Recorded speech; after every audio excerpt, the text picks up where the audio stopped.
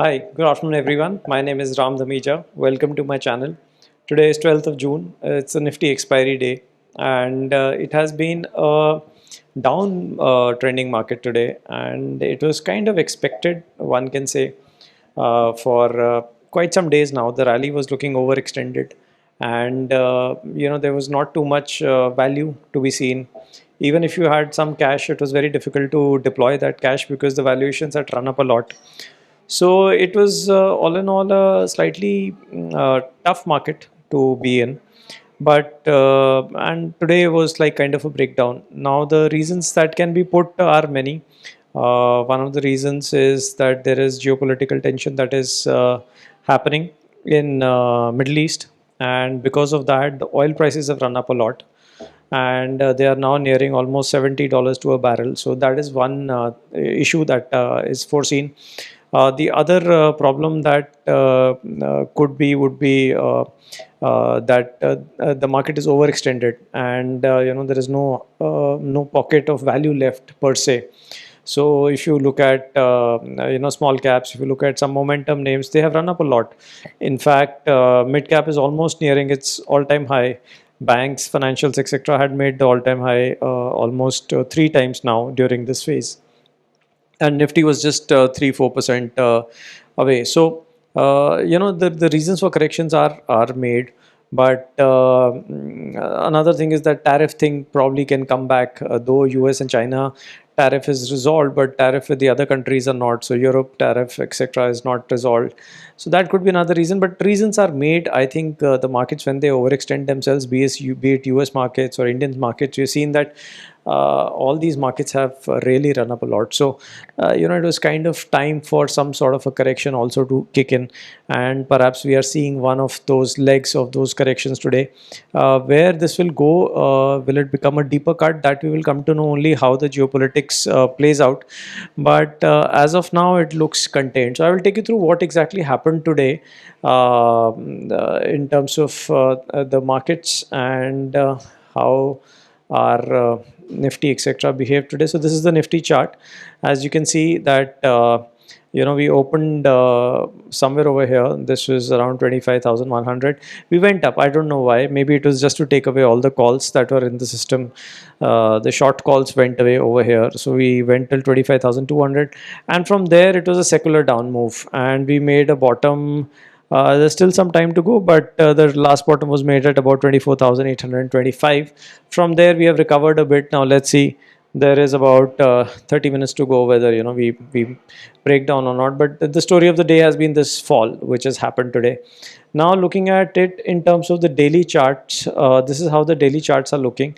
So you can see that Nifty, there were two bands that we were looking at. One was this 25,200 odd band, which we have not been able to cross, and the other was 24,900. So today, kind of, we are going to close somewhere near that, if we close at the same levels in the next 30 minutes. And these are the two important levels. Once we break this level on the downside, then the next support is 24,200. I don't know whether we are going to go there or not, but this was the one gap that was made during the ceasefire news. So after that, we have been consolidating in this range. It is not it will be seen whether we are able to come to this level. But if we are going to come at 24,200, and then there's no point talking about the other levels which are much below than that. Just to keep in mind, the last bottom was made at 21,700. So we have just run one way from there. So it has been a one way huge big rally.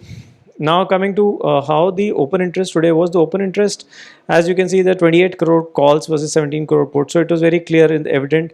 This was actually 1.0 something, 1.03 in the morning.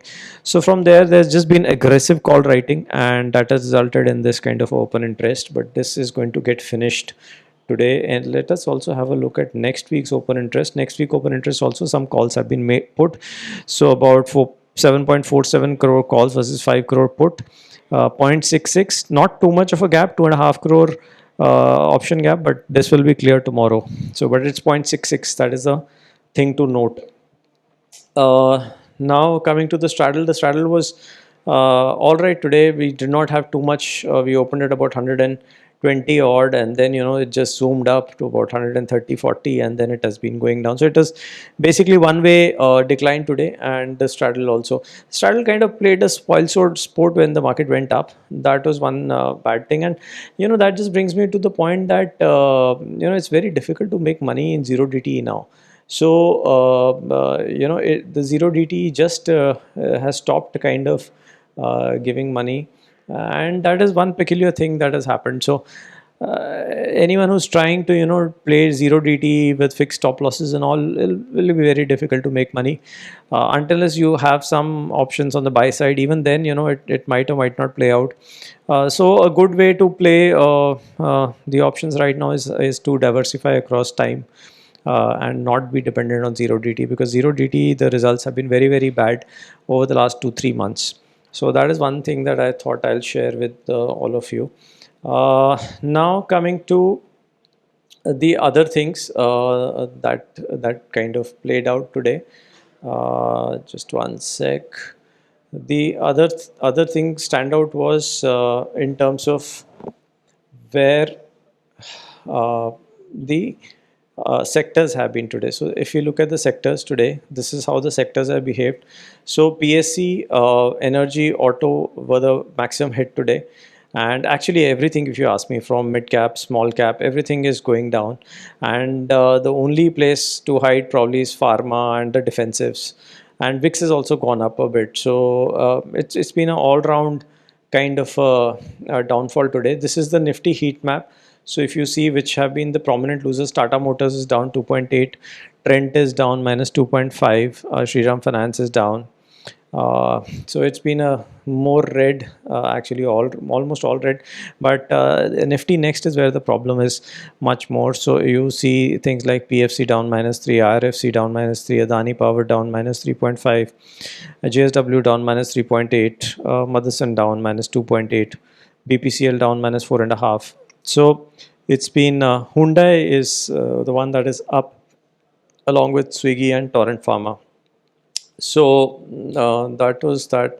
In terms of where the indices are with respect to their 52-week highs, so as you can see, private banks and small cap is almost there.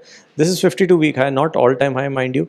So small cap all-time high is about 57,000 BSC small cap. So we are still some distance away, but last 52 weeks it has almost reached there. Banks have broken the all-time high 3 times now.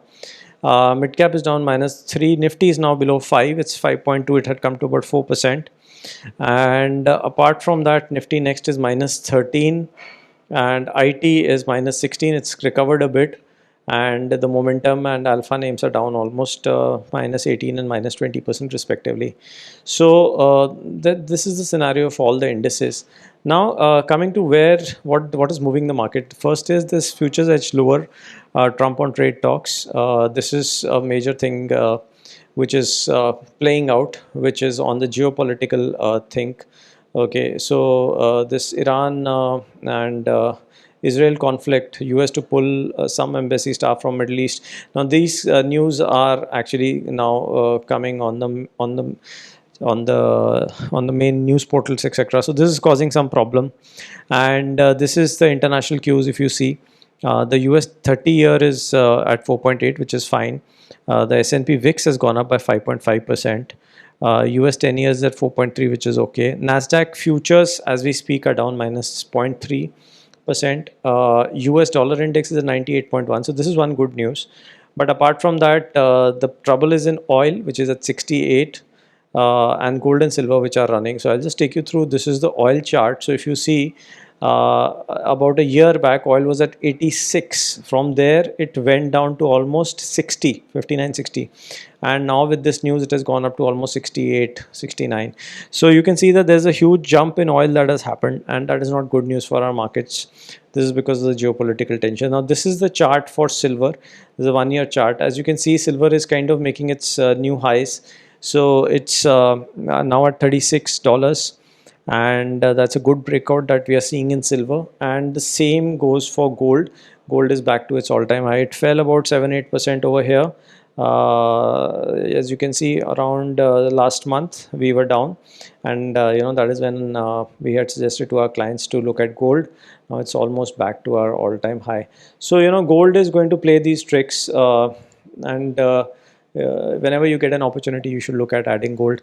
And also what has happened is that gold is a very good hedge against your geopolitics, against your currency depreciation, and also it serves as a good counter to whenever equities are falling down. So gold will protect your portfolio to a large extent because it usually has an inverse correlation with equities, and that is what we are seeing right now as well.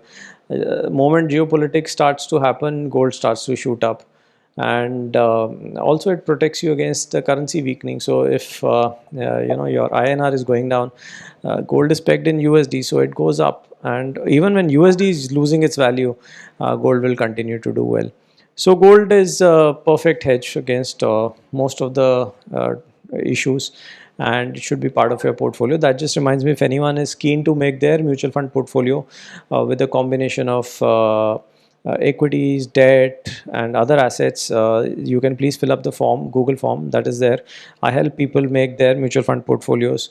I understand what their requirements are, and then I help them craft a good mutual fund portfolio which will take care of a lot of volatility and gives you good consistent returns with the best of the funds that are available. So even if you want to get your mutual fund portfolio evaluated, it's free of cost. You can just fill up the form and I will get in touch with you, and we'll take it from there. So now coming back to the markets are probably due for a correction. We will have to see where this correction leads us, takes us, and because it had become too frothy. So as the geopolitical news develops, we will see how the market reaction is in international markets. But one thing is clear, that whenever a crisis is there, that's a good opportunity to buy for long term. So you should have some spare cash with you to deploy whenever such issues happen. So that will be my suggestion, and it usually works. Whenever you are looking at buying at dips, especially if you know what you are ending up buying. So that's it from me now. I hope all of you had a good expiry today, and the markets are slightly weak, but let's see. And June has been a good month for option selling till now, and let's see how it plays out, because the volatility has kind of was getting reduced at least till yesterday. Today it has gone up, but otherwise it has been a good month, and let us hope that this good month continues for all of us, and we are able to do well. So that's it from me now. If you like my channel, like my content, please do subscribe to the channel, and please share it with your friends and family. I shall see you soon with another update. Take care. Bye bye.